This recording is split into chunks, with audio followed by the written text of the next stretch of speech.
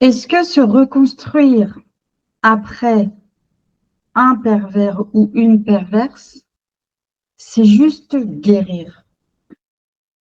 Ou est-ce que c'est autre chose? Pour moi, il y a d'énormes nuances dans les termes, dans les définitions de ces termes. Et on va en parler ensemble. J'ai envie d'en parler parce que dans les accompagnements que je propose une reconstruction, une transformation personnelle. Et on va voir ensemble qu'est-ce qui peut se cacher vraiment, quelle est la définition vraiment de ces termes. Est-ce qu'ils veulent dire la même chose ou pas? Quand on parle de guérir, il faut déjà faire très attention à ce que l'on met derrière ce mot. Parce que pour beaucoup de personnes, guérir signifie simplement ne plus souffrir. Après une séparation douloureuse ou après une relation toxique, on peut considérer que l'on a guéri le jour où on ne pleure plus, où la douleur s'est atténuée avec le temps. Dans ce cas-là, il n'y a rien eu de particulier à faire. C'est juste le temps qui a fait son travail. La douleur s'atténue toujours avec le temps, on peut l'aider en se changeant les idées, en, en, en allant faire des rencontres, en s'occupant, en se divertissant. Et le temps fait toujours son travail d'atténuer la douleur. Mais pour moi, ce n'est pas guérir. En tout cas, pour moi, ce n'est pas ça, guérir. Et dans guérir, il y a bien le mot guerre. On retient ça, on verra un petit peu plus tard. Pourquoi je parle de ça? Si tu connais la langue des oiseaux, tu sais de quoi je parle. Cesser de souffrir ne veut pas dire que l'on a guéri. Cela veut juste dire que la douleur a diminué. Pas que la blessure a été soignée. C'est quelque chose de très différent. Ne plus avoir mal et avoir guéri de sa blessure, c'est des choses complètement différentes. Le temps peut anesthésier une souffrance, mais il ne répare pas une faille. Guérir au vrai sens du terme demande d'aller voir ce qui a créé la blessure. Donc comprendre l'origine, d'affronter ce qui nous a amenés là. La guérison implique de la conscience, du travail sur soi et une transformation intérieure de la matière blessée. Donc, il y a vraiment une énorme différence entre le temps qui a fait son travail et qui a atténué la douleur et la vraie guérison. La guérison, c'est un vrai travail personnel. Laisser le temps faire son travail pour atténuer la douleur, ça n'engage aucun travail personnel réel. C'est un peu comme balayer, mettre la poussière sous le tapis et attendre que les choses se passent en fait. C'est un peu de cet ordre-là. Moi, pendant longtemps, j'ai vécu des schémas toxiques et je ne m'étais jamais vraiment remise en question dans le sens où je n'ai jamais ouvert les yeux sur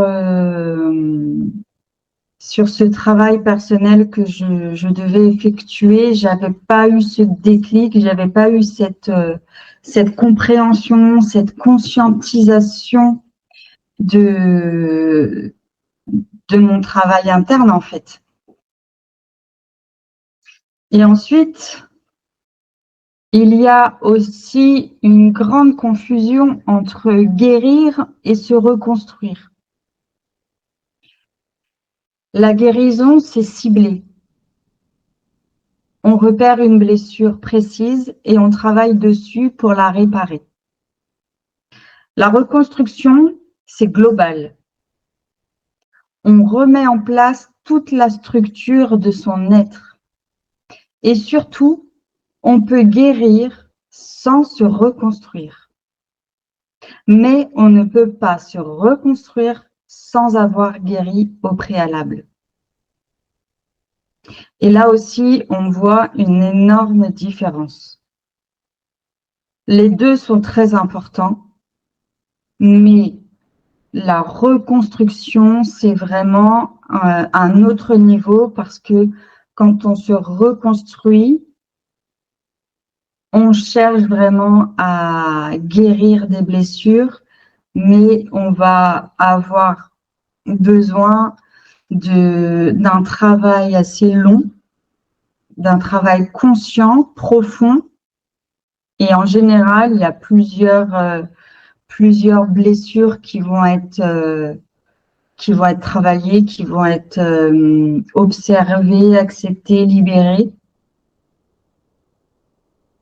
Et cette reconstruction, elle peut se faire à deux niveaux.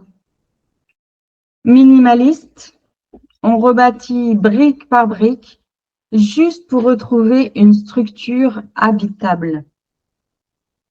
En fait, parfois, on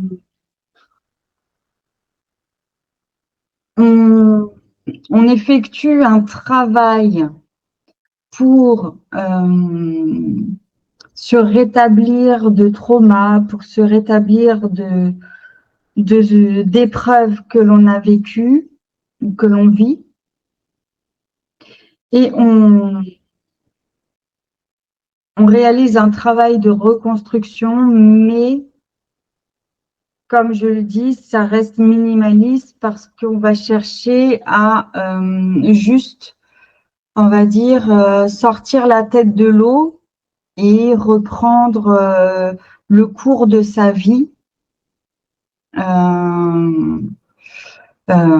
au mieux, en fait. Il y a aussi la transformation profonde où là, on va vraiment profiter de cet effondrement pour reconstruire mieux, plus haut, plus solide. Une version 2.0 de soi. Donc, dans ce deuxième cas, ce n'est pas juste une réparation, c'est un chantier de transformation. On ne reconstruit pas la même maison. On construit un château avec des fondations neuves, des murailles, un pont-levis, des tours, quelque chose de solide, imposant, imprenable. Chaque étape demande du temps, de l'énergie, de la lucidité, mais chaque étape renforce. Chaque faille transformée devient un véritable pilier. Chaque blessure transmutée devient une réelle force. C'est un travail exigeant, mais c'est aussi un travail exaltant. Parce que dès qu'on entre dans ce processus, on voit les bénéfices apparaître. On commence à sentir la puissance de la version qui est en train d'émerger. On passe du statut de survivant à celui de bâtisseur de soi-même. Et la récompense est immense. On devient la meilleure version de soi, alignée, imperméable, entière.